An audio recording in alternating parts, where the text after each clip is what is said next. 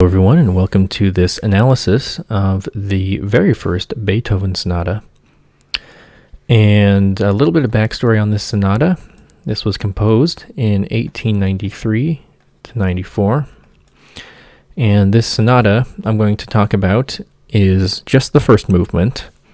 And if you're a student in college, especially undergrad, learning about form and analysis, this is probably the sonata that is quite standard in teaching about the sonata form. So the very first Beethoven sonata. It's, needless to say, a little bit more interesting than a Mozart sonata, but that's just my opinion. In this analysis, I'm just going to be talking about the form, basic harmonic structures, 1 and 5, and a little bit of compositional techniques. I'm not going to be going into in-depth.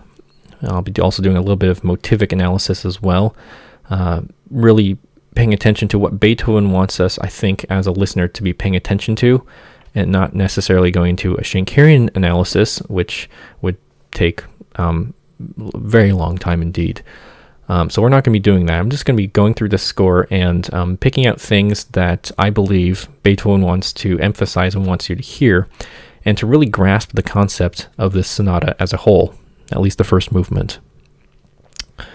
So some historical context, just a little bit of background. 1793 to 94, Beethoven would have been about 23, 24, maybe 25-ish, around that age. And this was his very first sonata, published as the trio set of Op.2. This is the first one. He had 3 sonatas under this opus number. He had this one, an F minor one.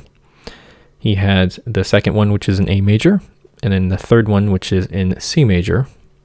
And they're all dedicated to Joseph Haydn, who Beethoven was taking lessons with at the time.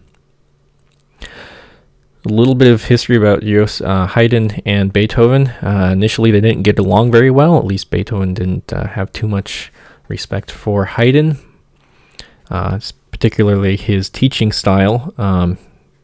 And typically what you do at this time, if you were taking lessons with someone, a great master, and you complete a work, you would dedicate it to them with a very flowery dedication.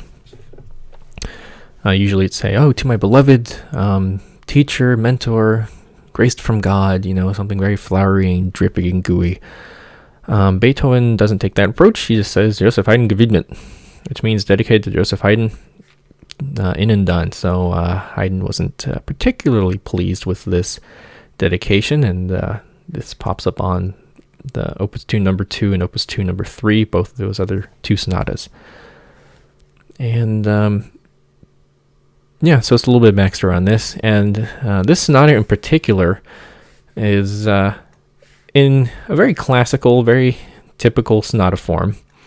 But it's even being the very first sonata by Beethoven, it's got his flair to it. So let's go ahead. I'm going to go ahead and play the exposition, and then talk about it.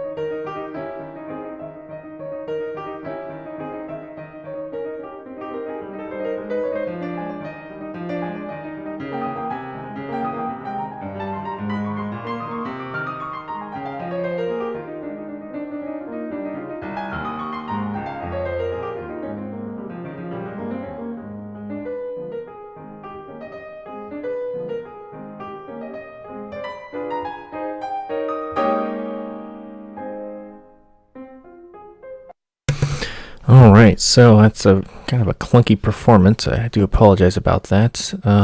It's a public domain recording I have here, so the YouTube gods don't come after me for that.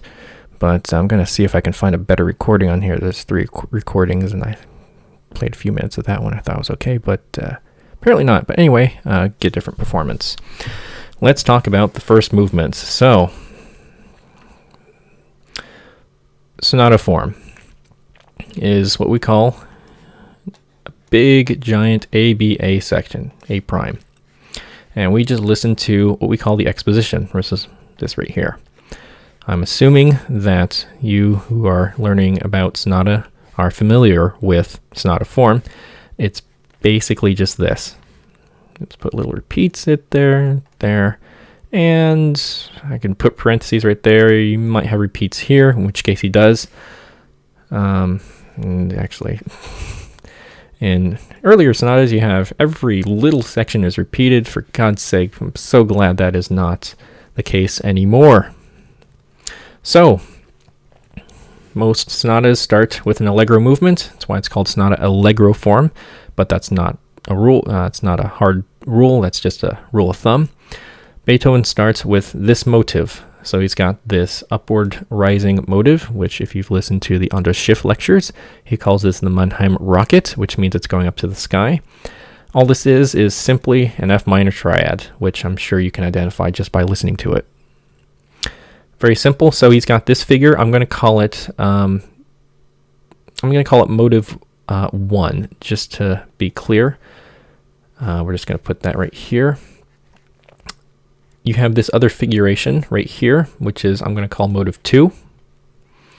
And you can see this is just simply a phrase. Bum, bum, bum, bum, bum, bum. So this is in the minor 1. Bum, bum, bum, bum, bum, bum, bum, bum, bum, bum. And actually this, I'm just going to put as 3 because Beethoven is very careful about what he does in developing motives. Dum, dum, dum, dum, dum, bum, bum. You have a 5, 6, 5 right here, right there. Bum, bum, bum, bum, bum, bum, bum. So now he's sequencing it. So now he's taking this motive, motive number 2, ba-dum, ba-dum, ba-dum, ba-dum, ba-dum, ba-da-da-da-da-dum, bum, ends on the dominant right here, which naturally brings him back to F minor. But hello, we're not in F minor. We are in C minor. We're actually on a, just to be clunky, we're on a 5, a minor 5, a minor 5, 6, 4, which is kind of weird initially because you expect once you land on the dominant to resolve to the tonic, which should be F minor. But he doesn't do that. Instead, this is what we call transition material. So from this point on, because he's not in F minor anymore, that's important. So he has this one phrase, and I'm going to call this theme 1. Theme 1 is all of this. It can be longer, it can be shorter, but in this sonata, all of this right up here is theme 1. At least this is how I'm interpreting it. He has a big giant fermata, which indicates a big giant silence, and we're coming to a new section. So he goes in C minor. Again, I'm not going to go into, harmonically why he's doing that. That can be up for a debate. It's very interesting though. And now he's in C minor, or at least we think he is initially, but now he's modulating. He's modulating with this fragment of this theme. So you can think of, let me get a different color. You can think of these entire 2 measures, two measures more or less, as a single unit, but you can break them apart into 2 different units. So you can just break them apart such. So you've got this chunk, again, this first unit, and then you've got this second unit right here. And he's just playing around with this. He's got first, and then you can see he's just fragmenting it. Bump, bump, bum, bump, bum, bum. He's having just a little quarter note. He's just extending it a little bit. I'm suspecting it's from this upbeat right here. This last 1, 2, 3, 4. I'm sure it just belongs up there just to make it a little bit more cohesive. And he's just modulating through here. And notice he's going down chromatically. Look at the bass. He's starting on C. Okay, maybe not chromatically, but he's descending nevertheless. bum bum bum bum bum bum bum, and just very basic counterpoint.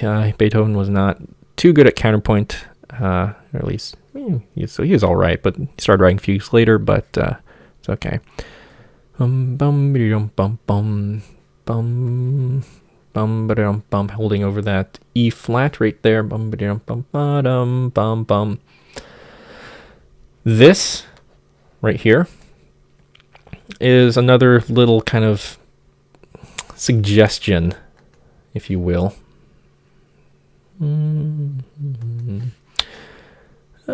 Because this is going to crop up time and time again.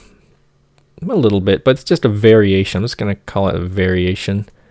And, you can interpret this a little bit differently because he then da-da-dum, ba-dum, bum, bum, bum, bum, bum. So repeating something, having one section, bum, bum, bum, bum, bum, bum, that's your first statement. Bum, bum, bum, bum, bum, bum, bum, bum. That's your second statement, a little bit varied. Come back to the first statement. Ba-dum, ba-dum, fragmented. Ba-dum, ba-dum, ba-dum. So you can see it's building. Get a different color. It's already looking messy already. Here we go. Let's do that. As you can see, if I was going to do a tension graph, it's rising, rising, rising, rising, rising, rising. Here's the climax right here. But on this 164, and this kind of resolves very quietly down here on this dominant. Even though a dominant is supposed to have 100% tension, which in this case functionally it does. He breaks it, but that's okay. Moving on, this is just transition material. Now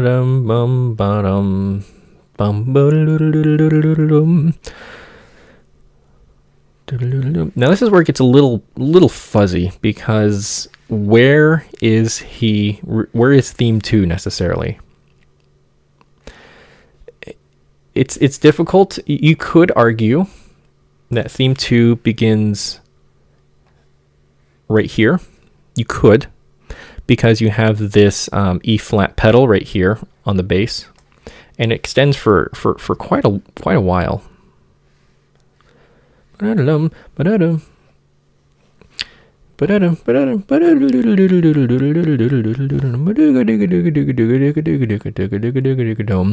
well, if we listen to the piece and we look at it, we know for sure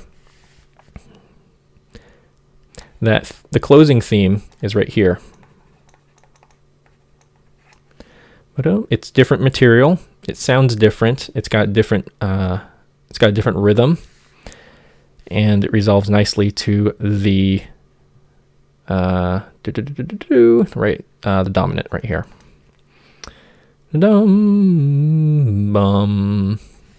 Okay, so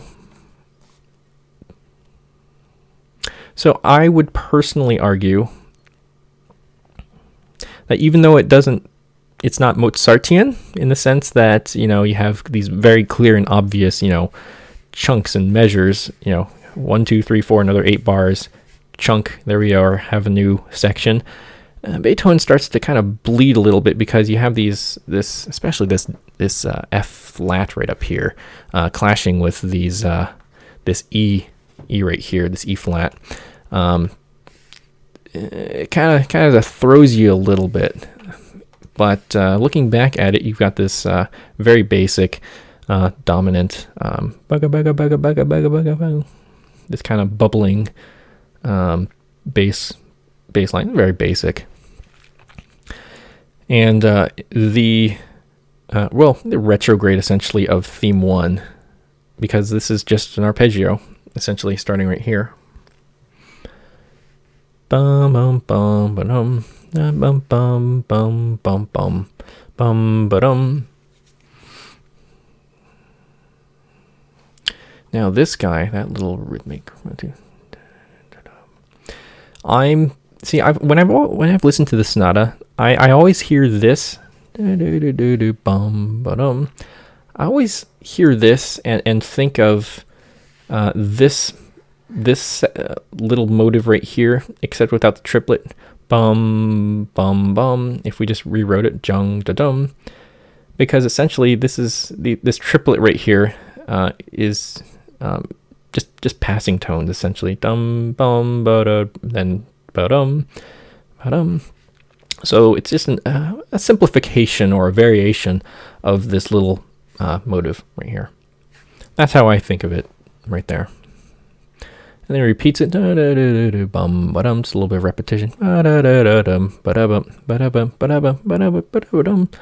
A little bit of modulation, and then again he's going down. I'm not going to get into the harmonics of all of this because that would be boring. Dum, ba, da, bum, ba, da, bum, ba, da, bum. This is actually rather new, and one good thing about good composers, well, great composers, is let me get a different color for this. You notice the lines that these are creating. This line is slowly going up, and this line is slowly going down. This is not just good writing in, for example, counterpoint and Bach harmonizations, but it should be transparent in your own compositions as well. If you're ever writing a piece, it's a good rule of thumb to always write in contrary motion whenever possible. It creates very good distinction between the voices, and musically, it's you should either be going towards, things should be going towards each other, or they should be going away from each other. That in general creates very natural and organic sounding music. Doesn't sound mechanical. But of course, I mean, this is just a rule. I mean, or a rule of thumb. It's not a hard, strict rule.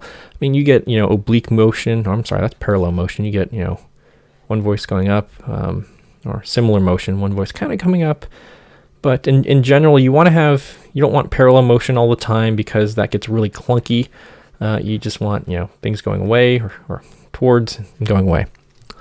Enough with that.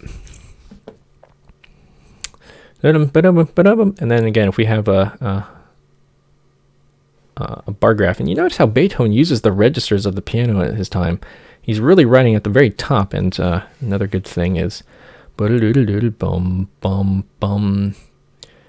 Good voice leading right here. I have this A flat, B flat, C bum bum bum bum bum bum bum bum bum bum bum. Where does that come from? That comes from bum bum bum bum. Maybe I might be fishing for it, but I think that has something to do with it a little bit. Da dum bum bum bum bum. But that little hint of syncopation kind of helps propel and kick the music forward just a little bit more.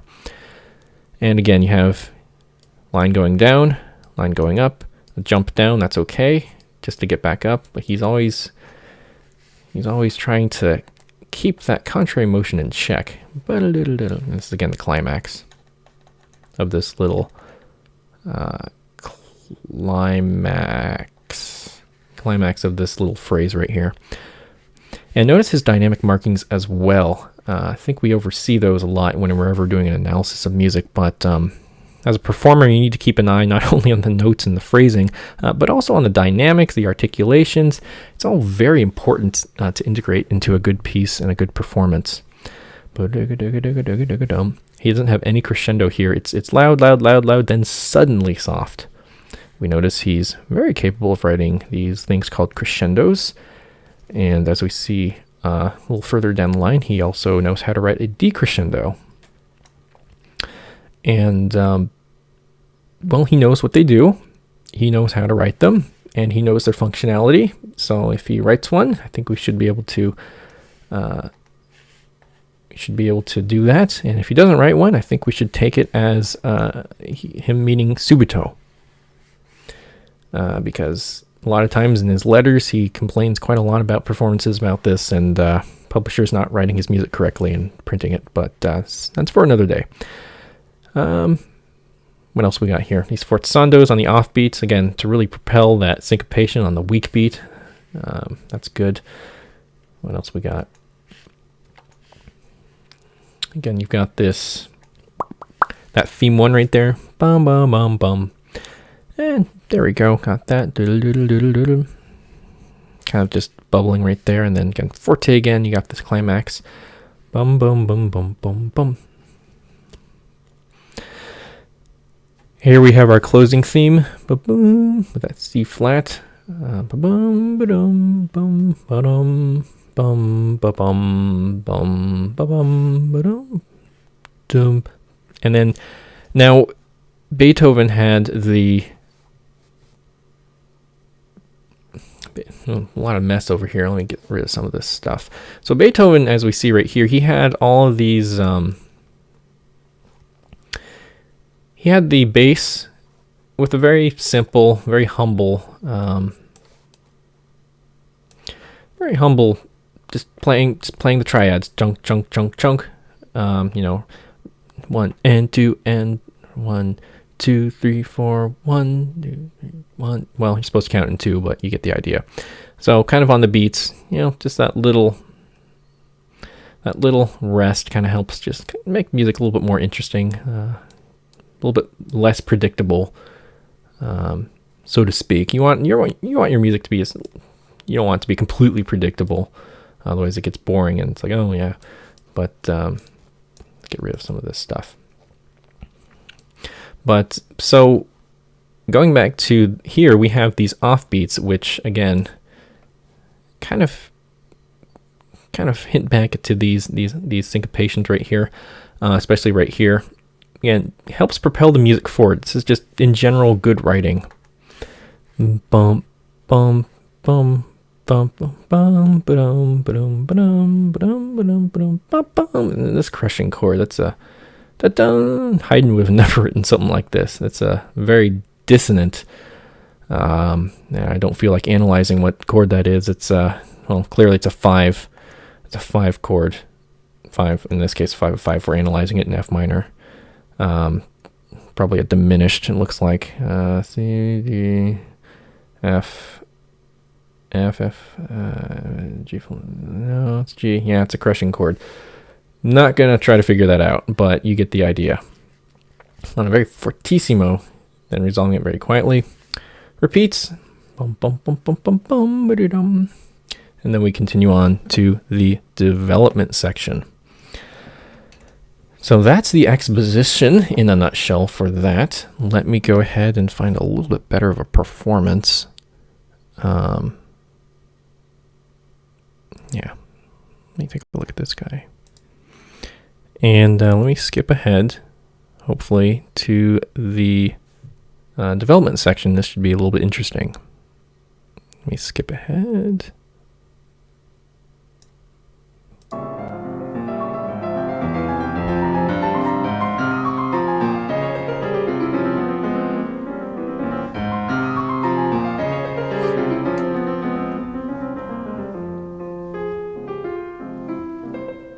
I think that's at the end here. Sorry, let me see if I can back it up. Let's find the right spot.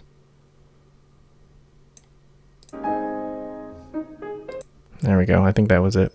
Let me just get a little bit into it. There we go. All right, so here is the development section, which is going to be leading right into it. So we're going to be starting right here.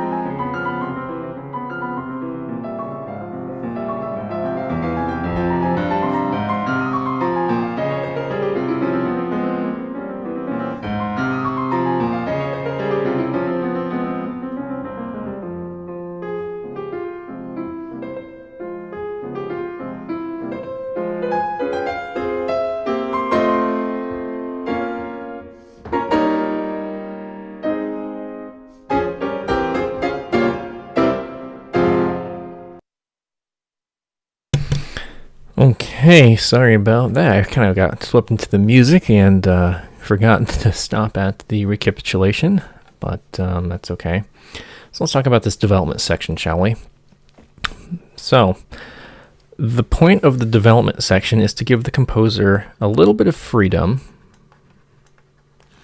because he's already laid out the groundwork. He's laid out his playground. Now he has all these themes. He has all these ideas and stuff. He's like, okay, here's my playground. I've got all these structures. Now I get to go and play on them. And for the development section, this is really where a composer shows his strength in sonata form. What does he do with it? How does he develop? How does he pull you through the entire form and pull you through it? Instead of, you don't want to drag a listener through a development section. You really want to lead them through it. So it's always, to me, I mean, again, if you're writing a sonata, this is your opportunity to shine.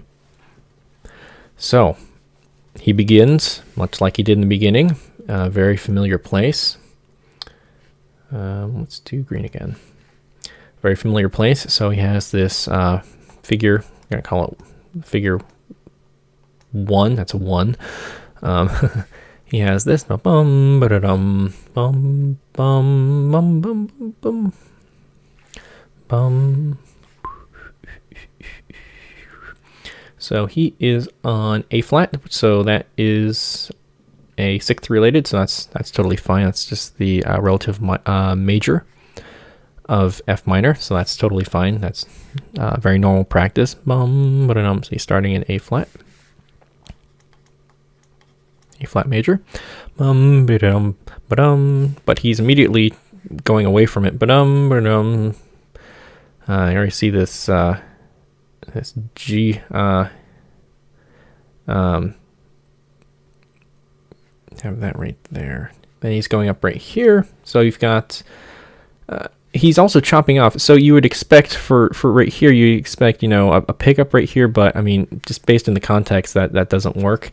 But this is more or less just kicking us right into theme 2. And this is why I argue this is where theme 2 starts, because he clearly breaks it up. So he's already got theme 1 right here. I should probably mark that in just to make it clear. This is clearly theme 1 all through here. And then just no transition, just bam, right into theme 2. We're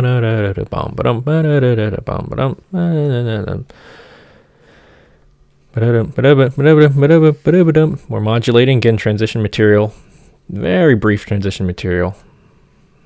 Dominant of C minor, so 5 of C minor. We're on the G pedal.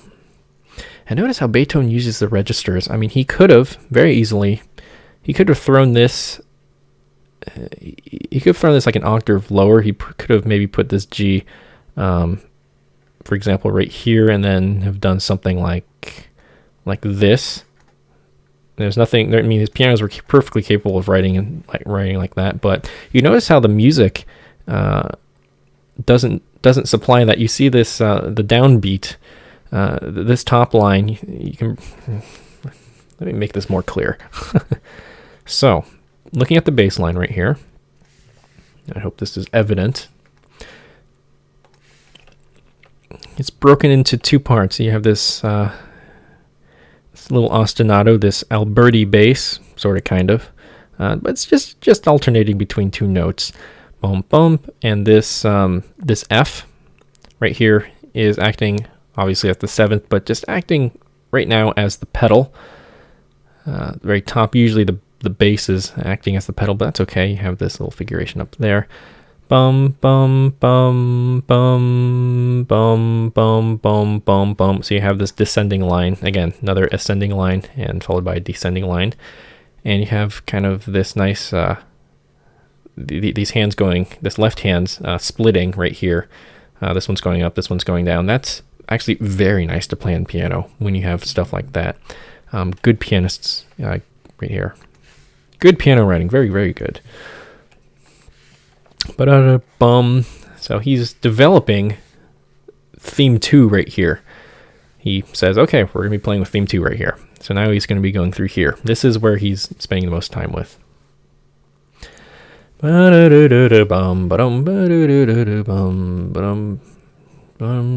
then he's, well, throwing it into the bass, which is a good technique as well. Throwing that up. So I didn't mention this. So you hear, you have this this tenor voice kind of resolving down. Now you have the soprano voice, which is kind of acting as this, subconsciously is acting as this tenor voice right here. So here's a little bit of a connection right here.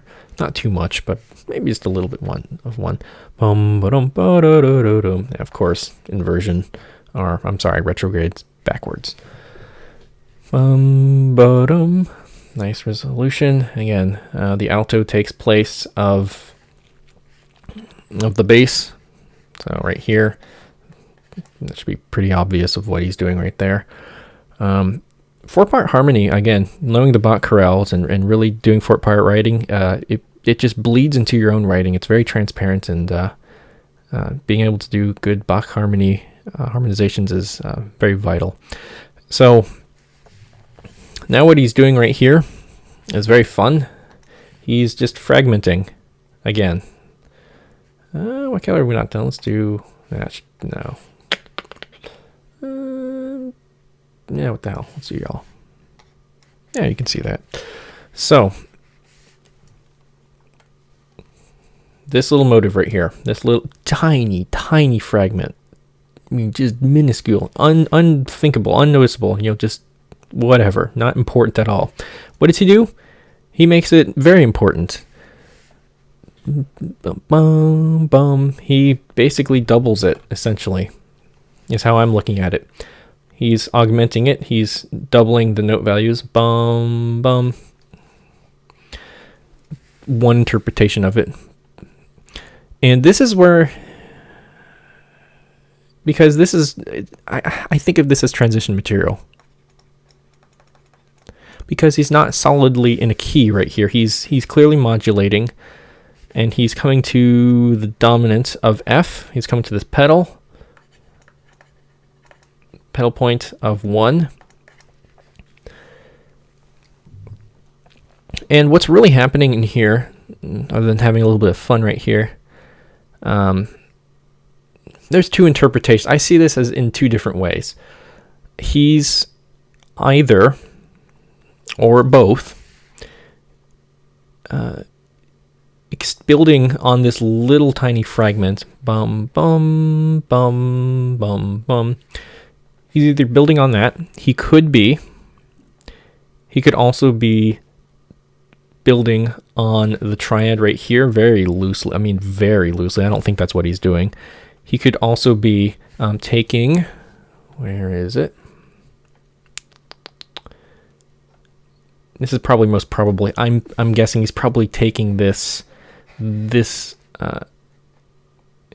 minor little bass line, this syncopated bum bum bum bum bum bum bum bum bum. I think that's really what he's doing a little bit, because it's not exact. Beethoven is never exact. He's very fluid in his writing, but having these ties and these syncopations right here, especially this offbeat on the fourth beat, bum bum bum, and putting a sforzando right there really emphasizes that yes, this is syncopated, and then also syncopating accenting every second note you see right here, except when we get to the end, you got a 5/5 going to 5/5, resolving to the 5.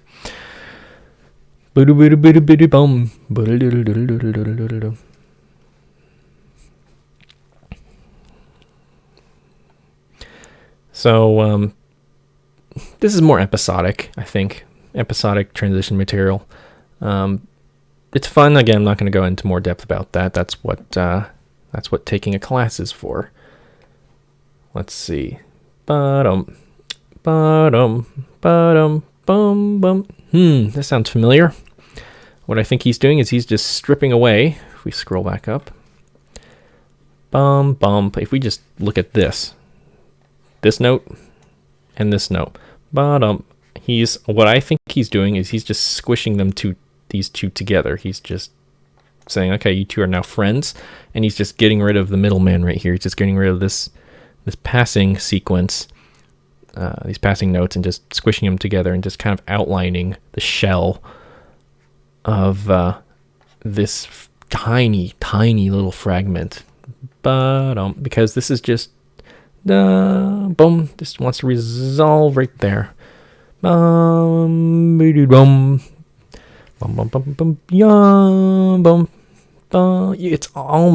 not technically, but it's almost a suspension. That's what I think of it. That's what I think he's doing.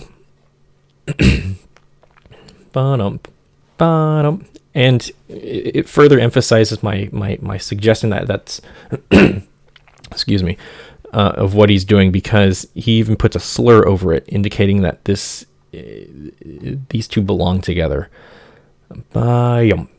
This resolves to this one. And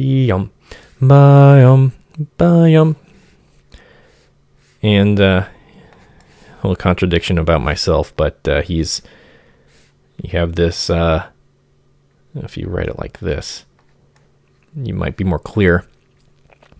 But the tenor voice is ascending along with the soprano, but that's okay. That's totally okay. Modulating. No, actually, he's not modulating. And he's just varying it. This is just variation. So again, you want to start from a low point, relatively speaking, low, and then you're going to build your phrase. Jump right there. Big tension, big tension, jump right there. So, and he accomplishes this by starting low and then building. You see the notes are getting higher. Well, at least the tenor voice is ascending. The actual bass notes right here are just acting as a pedal, a 5 pedal. Bung bung bung bung bung bung bung bung bung bung bung bung bung bung bum. Ba-dum ba-dum ba-dum ba-dum ba-dum bum bum. And this is where it comes back to the rules of 3, as Bach has told us. You can do things 3 times, but by the 4th time, it needs to be changed. You need to do something different. I mean, imagine it going ba-dum ba-dum ba-dum ba-dum ba-dum. It's missing. It's like bottom. First time is introduction. Second time is reaffirming what we just heard. The third time is you're dancing on the edge. But the 4th time, it's like, okay, we get it. We know what you're doing. So this is why the rules of 3 is very important in music. You see this kind of structure, just a good habit, just a rule of music in general. It's not a solid, hard rule, but another good rule of thumb. And then he's just decomposing. Well, not decomposing. Just building down. Just building down. Just because he has, first of all, a decrescendo right here. He's just these repeated notes, and he's getting quieter and quieter and quieter, and then again emphasizing this dominant pedal. Bum bum bum bum bum bum bum bum jung jung bum bum bum. So hello. So he's using, what's interesting is he's using the transition material from the exposition as closing material. Closing material for the development section. Jung jung bum. He's varying it, of course, in the, let me show you. Here it is. So in the transition material right here, he just puts these as chords, just whole notes, jung, as accompaniment, jung, jung, jung, and has the voice solo over it. Oh, in this case, I can't imagine this. Jung, jung, jung. You're coming from a very a place where there's a lot of motion, so to stop it would be to kill the momentum of the music. So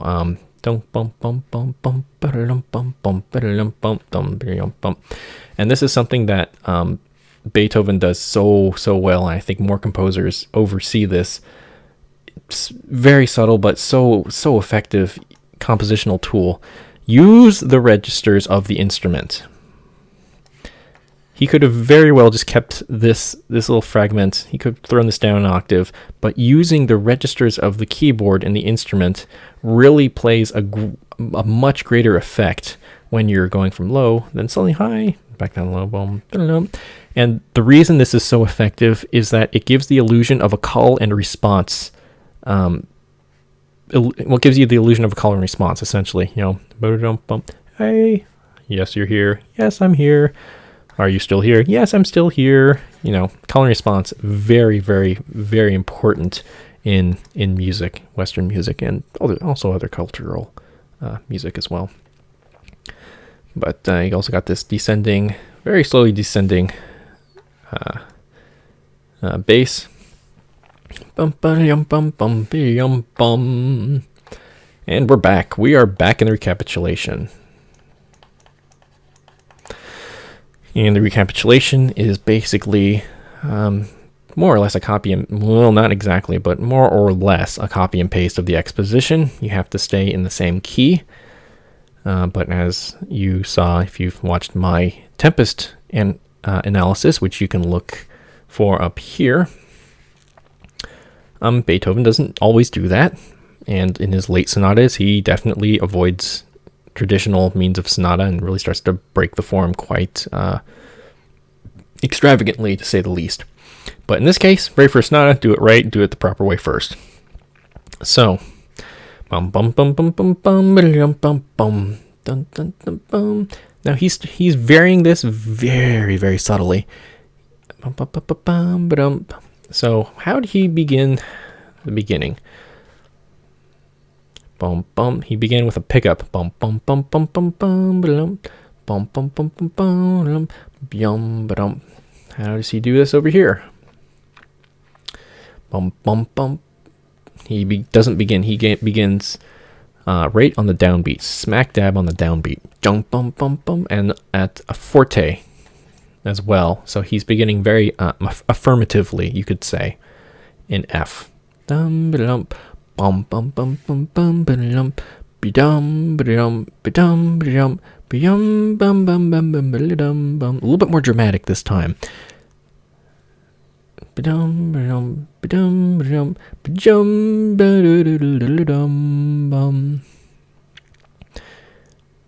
then this is where he corrects himself, because we're again on the 5 right here, and like I mentioned earlier in the exposition, we expect a resolution in 1, but we didn't get that. We went straight into C minor, which is bizarre. But in this case, he corrects himself. He's like, all right, we're back in F minor. So, well, yeah, well, it's a 1-6-4, but if you look at it starting from this note, but if you look at it analyzing here, it's just a straight up 1. F, A flat, C, F. Bum, bum, bum, bum, bum, bum, bum, bum, bum. This is a terribly, man, this was, and then this 1793 4 we're talking about, you're writing a minor second, like holy crap, like this was a big no-no, or at least a frowned upon, let's just say, at the time. And not to say that it was never okay to write a minor second, but in this kind of context, it was very daring, and you had to take balls to do something like that. Very ballsy to write a minor second so close, like exactly like that. But in this context, it works because, as we see, this G flat is just being held over as a pedal, and this F is resolving very nicely down to the E flat right here. So it works out. It works out, and then this acts as a pedal, and then this goes up. So again, Bach. You need to know Bach. You need to know voice leading, because this is important, counterpoint, species, counterpoint. I mean, this is all it is. And it's very obvious that this kind of, his exercises that he was learning at the time, I mean, it's transparent in the music that you write. I mean, you know, here's a voice being led down here. Here's some passing tones. Bum, bum, bum. It's very simple. Bum, ba-dum, bum, bum, ba-dum, and you're just modulating through here, and you can be very fancy for what you can do. Bum, bum, bum. Here we go. Here's theme 2.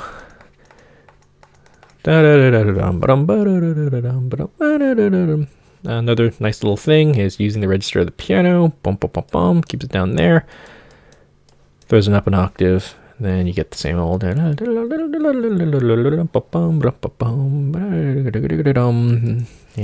again closing theme.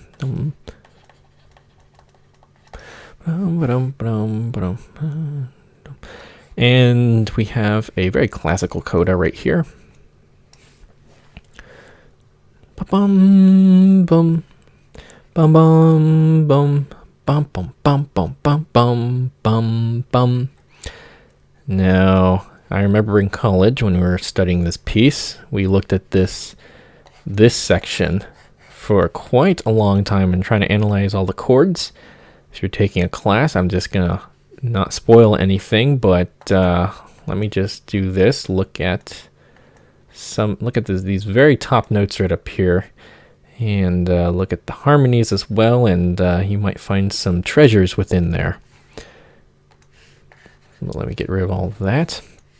But a coda is just basically like you would, very simple, you know, wash your hands, here we go, here's the ending, we're all done. Just the ending, and he's pretty simple, very classical, just a couple of bars just to end the piece. Ba-bum, bum, ba-bum, bum, and then syncopating it because that works in context with the music. We've had all these syncopations, like look right up here. Syncopation, syncopation, syncopation. Bum bum bum bum bum bum bum bum bum bum bum. And then, God, these are just dense chords. For the time, this was a very dense chord. Mozart would have voiced it a lot more, maybe like an octave right here. He would have omitted this note and this note. Maybe it's an octave. Maybe kept all those voices. Maybe omitted the fifth. That's what Mozart, I think, would have done if he was writing this sonata. If he did. But Beethoven, he just writes with two hands, all fingers on the keyboard. Like, look at that, you got nine chords, 9 fingers right there working. So I hope that makes sense, and I know this isn't a scholarly analysis, which I mentioned. This is not supposed to be a scholarly analysis. This is basically just highlighting things I think someone should be listening for when listening to a Beethoven sonata. You're not listening for, you're like, oh, is this, he's modulating from using a pivot chord of that. Like again, this is why you go to college, because they teach you all this stuff, and they give you assignments to do all this. But this is just my interpretation of this piece. And people might take it differently, and that's completely okay. So that's the first movement in a nutshell of the Beethoven Sonata No. 1. Let me just play, just back it up to about, wherever I stop. I think I'm somewhere in the middle development section, and you can listen to the rest of this piece with fresh ears. So here we go.